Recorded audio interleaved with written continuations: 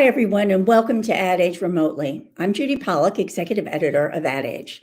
Thank you for joining us today, and thanks to our sponsor, Verizon Media, for making this possible. Today, we are joined by someone, and I've always wanted to say this, needs no introduction. Donny Deutsch has long been a fixture on the advertising and media scene for decades. He's the former CEO and chairman of the ad agency Deutsch, which he sold to IPG a little more than 20 years ago. From there, he transitioned to media pundit and TV celebrity, hosting shows like MSNBC's Saturday Night Politics and CNBC's The Big Idea with Donny Deutsch. And he's often seen on Morning Joe. He's done talk shows, a comedy show, written 2 business books, and now has turned his attention to podcasting.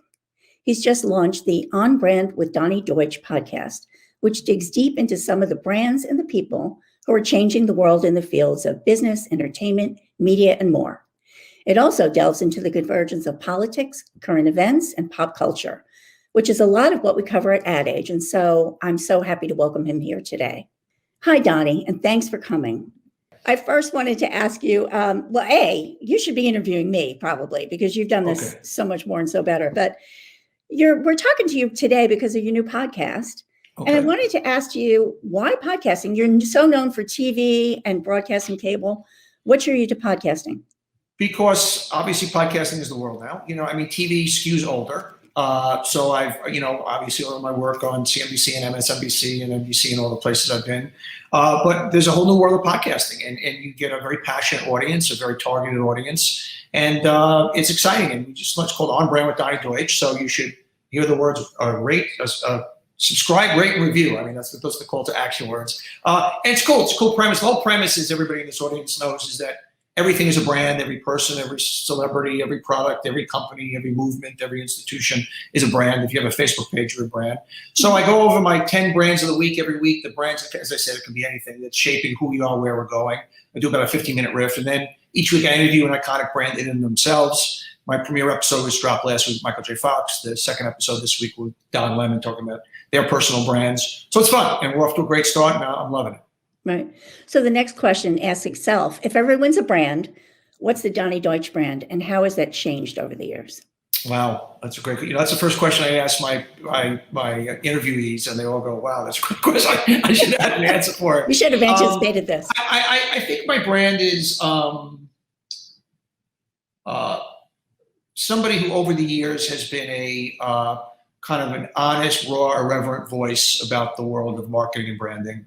And I think that, I've been kind of somebody who's been somebody who's been in the business and kind of building brands, but now on the outside of it, kind of analyzing brands. So kind of a brand provocateur, if you will. And I think that my brand value system and kind of the descriptors of my brand has been honest and real, sometimes polarizing, but I'm an ad guy. At my core, though, I'm just an ad guy. And I know one of your questions later is going to be about we don't have as many personalities in the business anymore, but I always loved being an ad person. And although I've morphed into something different or something in a different world now in the media world, at my core, I'm an ad guy. I just love advertising.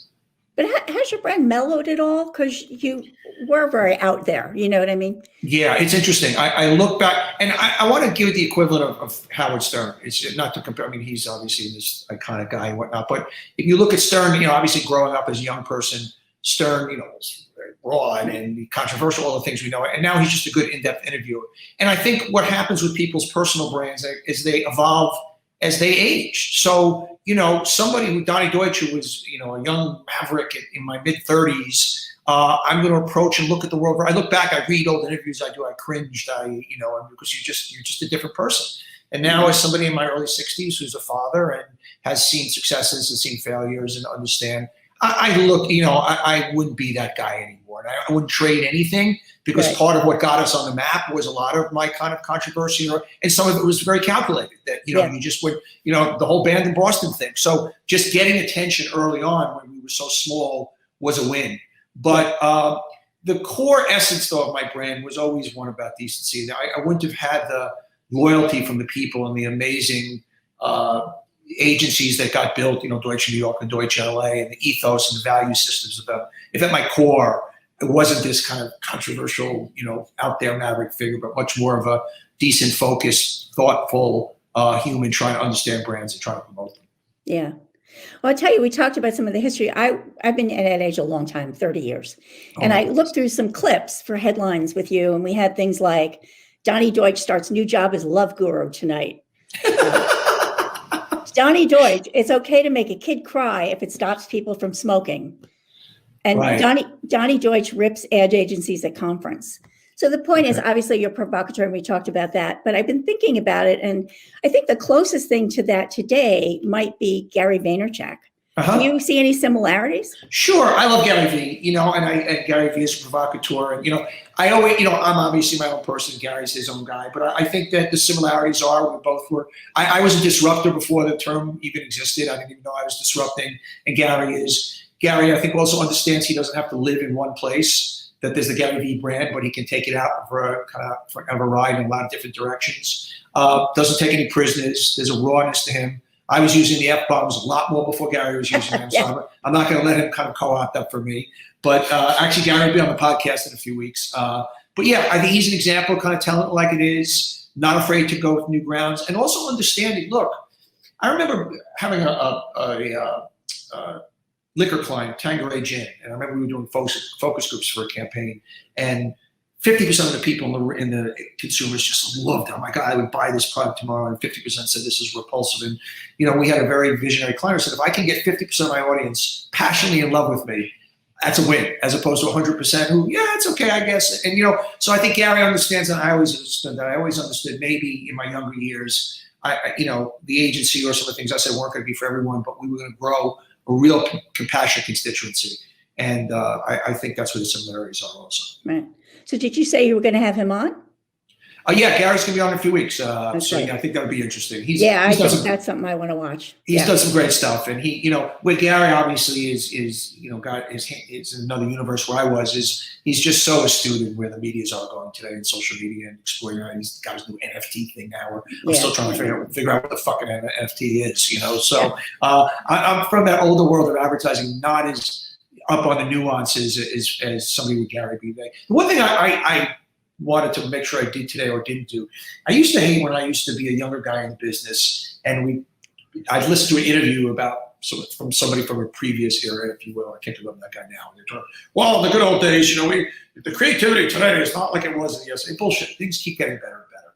And I believe that about the advertising. I think the advertising business today is better. I think the people are smarter today. So I'm never going to be that guy talking about the good old days and where has creativity gone and there are no more big ideas. Bullshit, things are getting better. I don't know, though. I mean, I'm not saying that I don't agree, but the way the agency world is going, we're seeing a lot of mergers of agencies together. We have a VML Y&R, we have a Wunderman Thompson. Yes. I mean, things are changing.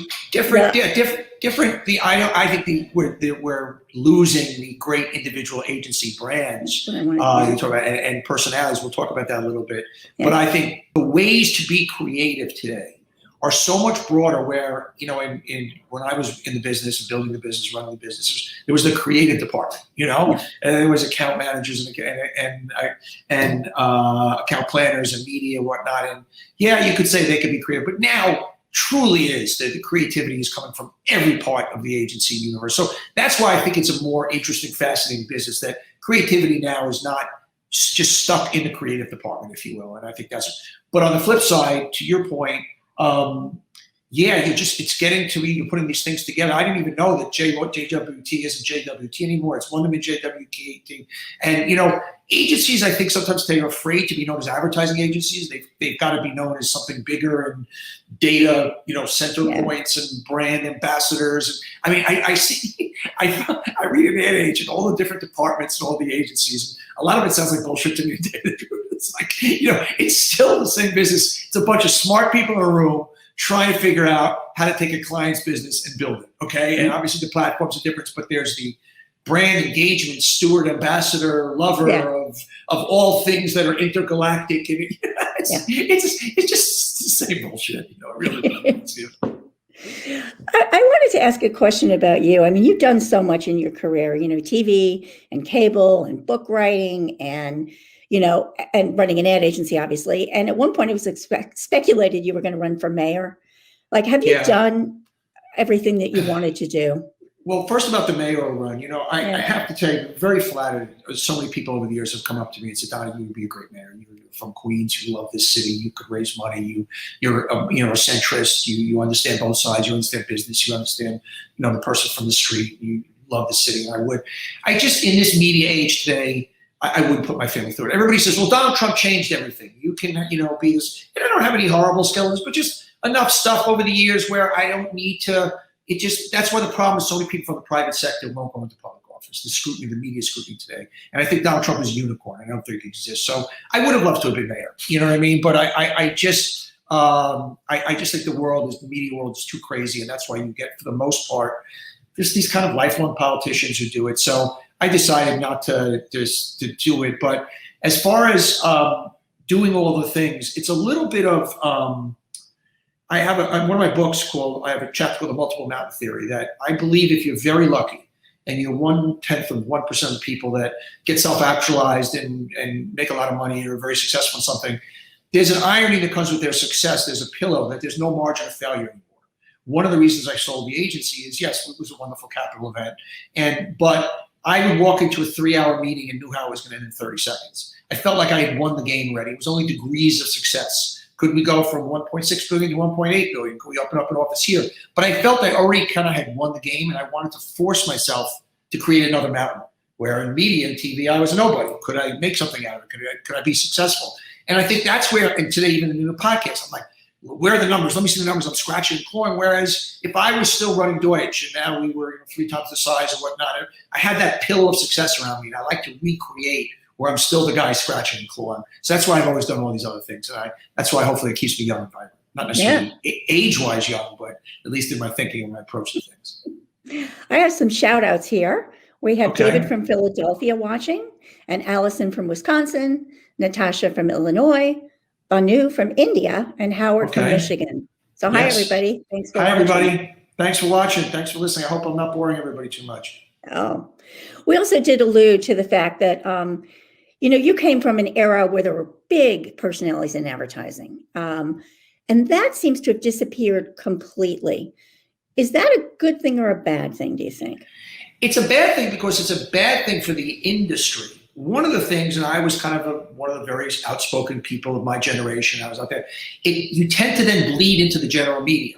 So I was always, somebody obviously was a spokesperson for Deutsch, our agency, but because I was always showing up on the Today Show or at different places or whatnot and climbed a little out of advertising, it became, I was pushing the industry out. And you don't have those personalities that are in the media. Like if I turn to a lot of people in the culture today and say, give me an ad person out there, you can't do it as much. And I think that's happened for a few reasons. Not that there aren't great talents. The talents are better than ever. It's number one, the holding companies don't want their agencies to be known by personalities because they're harder to control at this point. It's one thing if all of a sudden, I'm going to just pick an agency. I have nothing to do with the people or anything. DDB. And if all of a sudden the CEO of DDB is a big personality and it becomes known and it's kind of like part and parcel of who the agency is, well, that person has a lot of control over the holding company. And what happens if they leave? So the holding companies, I'm guessing behind the scenes, and Judy and you and the Ad Age reporters know more than ever, I bet there are not a lot of profiles being done on the individuals running the different operating units because the heads of the holding companies don't want it. They want to just keep it to these generic businesses that they have because they're easier to manage that way. And I think that's one of the reasons. And I also think we have such a fragmented media landscape today, so it's harder for one person, one man and one woman to kind of like break through as a kind of a more of an iconic figure for a generation. So I think for all of the reasons, but you mentioned Gary Vee earlier, and one of the reasons that Gary Vee has popped through is not only because he's provocative and but he's punching into the other media spaces. He just doesn't live. I remember I did a pilot for CNN once, or a talk show with 4 or 5 people, and he's one of the people on it. And he wasn't there as an ad guy; he was there as a cultural guy in a bigger space and whatnot. So I think that's the reasons. But mostly, if I'm running a holding company today, and this is not to put, there are very smart people running. It's Philippe and it's Bruce and it's all the smart guys running the holding companies. But I don't want big personalities running my operating unit. It makes it hard for me to run my businesses. Yeah, it's changed. It's become a lot. I mean, it was always financially driven, But right now, I think with public companies, the thing is, a lot of people say independents are more creative than holding companies. I don't know if that's true or not, but that's kind of one of the things I hear. I'll tell you why it is true. And this is an axiom. I used to give speeches about this, and the way I used to sell against the holding companies. If you're a holding company, your number one god is your shareholder value and your shareholders. That's it. That's your clients are not your first. Your quarterly numbers, so you can't always make the right business decision. Whereas when you're in an independent company, I can go out and double what I want to spend on a creative director because I know it's going to pay off in the coming years. I'm not reporting quarterly numbers. Where you're reporting quarterly numbers, I can't always do what's right for my client's business. I know that's going to be blasphemous to say, but you're not always doing. You're doing what's right for your shareholders first because that's the way you keep your job. Yeah. So the reality is, it's not. Now, small independents can't do a lot of things. Obviously, bigger companies do. But I think a large independent is the sweet spot because I think that's where you have the best of both worlds. You have the scale to do things, but at the end of the day, no, I'm not buying any of it. The God that client, and this is not a bad thing. This is the business model that they start with shareholder value. And or as a holding company will say, well, I have to get the clients and I get my shareholder value. Yes, but not always on a quarterly basis. And so that's an interesting thing. Yeah, sure is. Okay, so hang on a second. We're going to talk to you, Donny, shortly about his take on the media landscape, why he sold his agency, and how he seems to have predicted where the agency business was going nearly 2 decades ago. But first, a quick message from our sponsor, Verizon Media.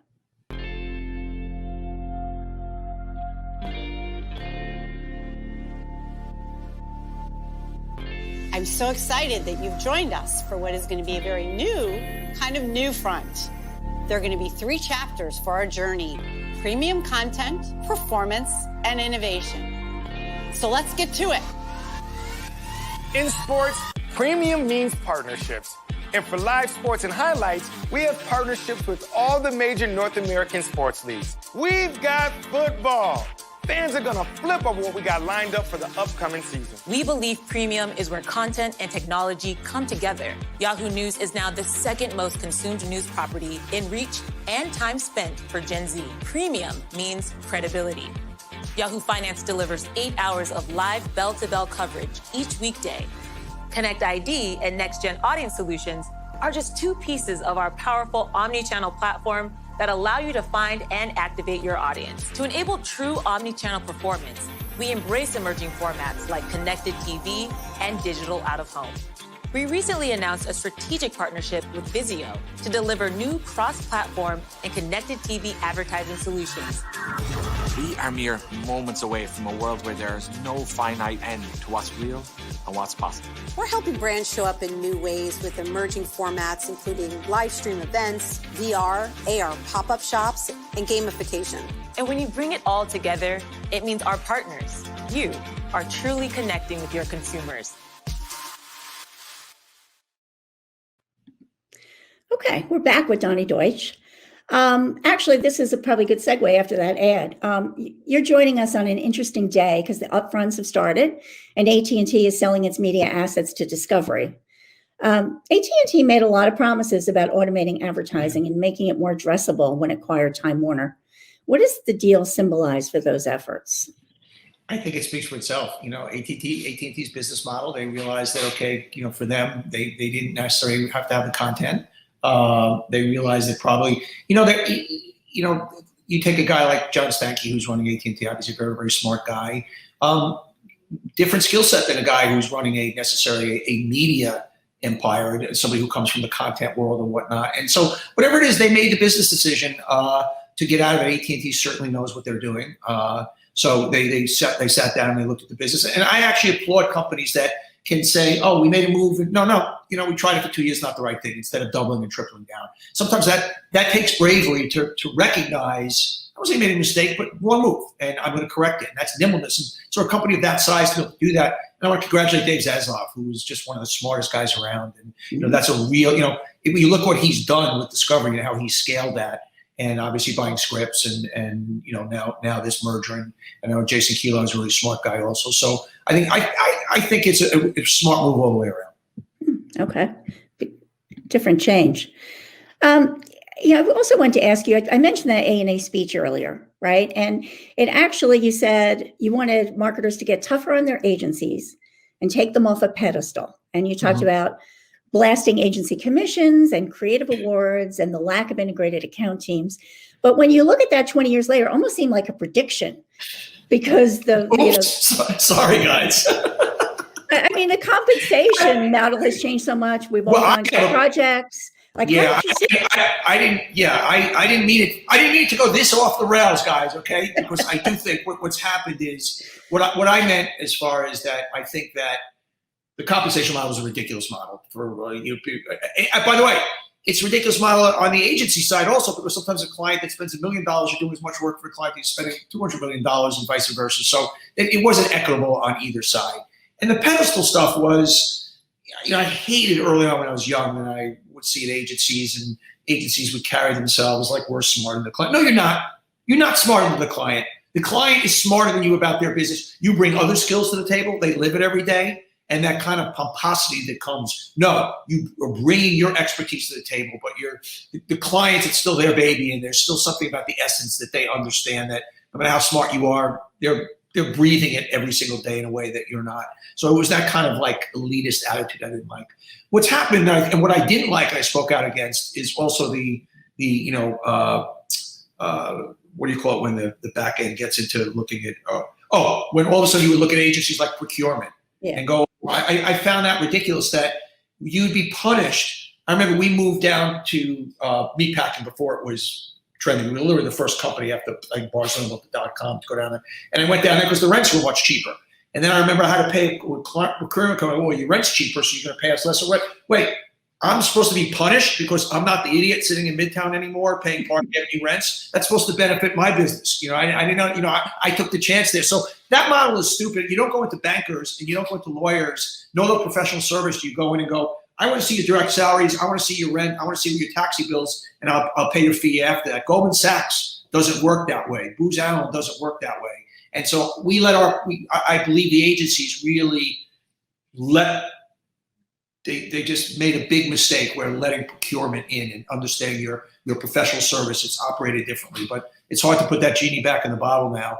And as far as what's changed is the technology change, where if you're a client, full service, what do I need full service for? There's technology allows two guys in the basement to create my Super Bowl commercial. And instead of paying them $20 million a year retainer, I'll pay these guys $100,000. I think there are benefits for the client, but I think our client has lost something. I do think there's something really special in that full service managed. That doesn't mean there can't be things a la carte, but when a client and agency get together, and I do think that when everything is a la carte, and that when a certain marketer can go out and just have a beauty contest anytime, okay, here's my ad of the month, who's going to create it? I think we lose something. So I think the answer is somewhere in the middle, actually. Right. I have to ask you, can you stay over a few minutes because we had that technical glitch in the beginning? I have no friends, so yes, I'm happy. Okay, good. So I can get to ask you. It would just be me. It would be me and 3 cats, and so probably better to do this. Okay, good. My question is, a lot of people think you started Deutsch, but actually you didn't. Your father, David, did. No way. No. Can you talk? My dad, who was my hero and my best friend, I lost him about 8 years ago. He did the hard part. He started something from nothing. He started at age. He had been at McCann and Ogilvy, and then just opened up a shop by himself as kind of a freelancer in 1969, and built David Deutsch Associates. It was a boutique and specialized in design and fantastic, super high-end agency. And I went in with him, and with some fantastic people, were able to scale it. But I think he did the harder part. To start something from nothing is harder than what myself and my partners did. And so I stand on his shoulders every day. I miss him terribly. He was the best guy I ever met in my life. Is there a story about you and some car parts? Did you mail somebody's? Yeah, the agency. We had never had a TV account before, and we were trying to get into pitch the New York, New Jersey, Connecticut Pontiac Dealers Association. They didn't want to talk to us; it was too small. So some of the guys at the agency came up with the idea. Actually, it was Rocco Campanelli, who was a great art director at the time, of sending car parts to this guy's drive. The consultant in charge of the pitch. A headlight will protect your rear end. A bumper. We filled his. It's what I call the stupid agency trick. Sometimes you do something that you send a client something that's so outrageous and shows such creativity that you obligate them to put you in the pitch. I call it stupid agency trick. So that was an early on stupid agency trick. That's pretty funny. You're talking about how agencies have evolved over the years. If you were building one now, what would you do? I would not be too tired. I would do the same thing that it was. You start with the best people. If right now somebody said, "Okay, Donny, you're going to start. You're going to finance an agency. You're going to go out and you're going to start an agency," I would spend the next 3 or 4 months going, "Who are the 5 smartest people out there? Who's the best data guy?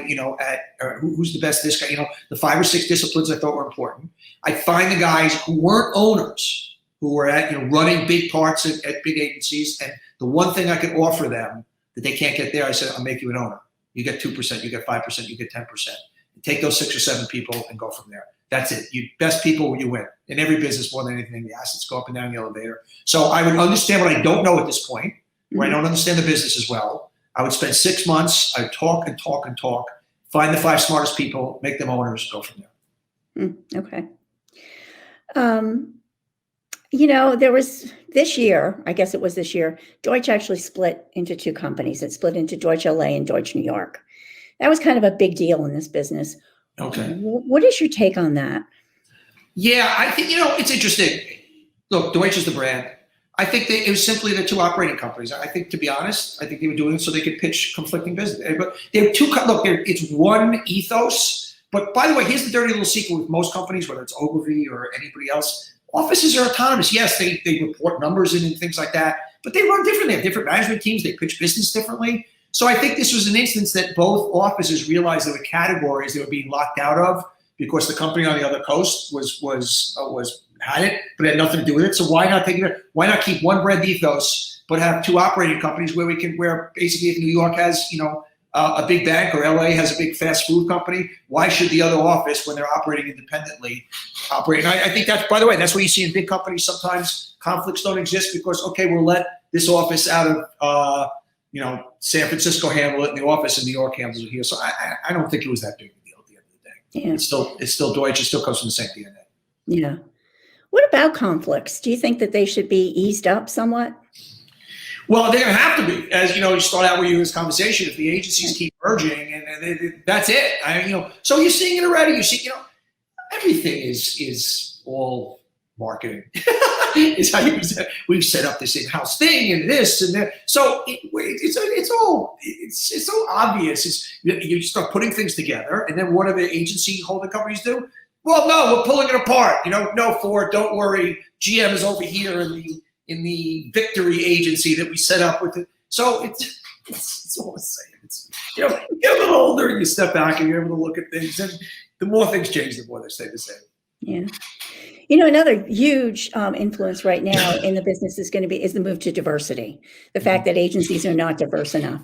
And, it was funny. You actually, you had D. Rush many, many years ago, right? Yes. Yeah. Can you we were ahead of the curve there. We started with Russell Simmons, who at the time, this is before his controversies, that we merged with his company, and we built a diverse agency, and we had great success with it. I think after we went public, and after we went public, we sold to Interpublic, and then we started moving things. We kind of morphed it into we moved it into the general agency. But yeah, understood the need for that, and more than ever, look, it's a great thing that's happening in business, and it's price of entry in any business today. And look, advertising for a creative industry had been very behind the times. I remember when we had that, and looking for diverse talent, because it had been so missing from the business that it was not easy to find. It was shame on us, shame on the industry. But the industry is obviously moving in all the right direction. And look, Deutsch was ahead of the curve when it came to women. I've talked about this in so many speeches, and that give me a woman and a man in the same town, I'll take the woman every time. I think they're superior. And that our agency at the time, our CFO was a woman, our chief creative officer in New York was a woman, our chief strategy officer in New York was a woman, our CEO was a woman after me. So we were run by women long before it was, we got to get things a little more even. Because I was a meritocracy, and the women were always winning. They were always better than the men. That's what happened for the most part, at least in New York. Well, as a woman, I'm in favor of that. Me too. I'm getting the wrap sign. I'm sorry. Okay. So I'm afraid we're out of time. But All right. Thank you very much, Donny. It was really fun talking to you today. Judy, always a pleasure. Oh, congratulations on all your great work over the years. Somebody who's lasted 30 years in this business and at that age, it says something about what you're doing. Thank you. Goodbye, everybody, and thank you for tuning in today. See you soon.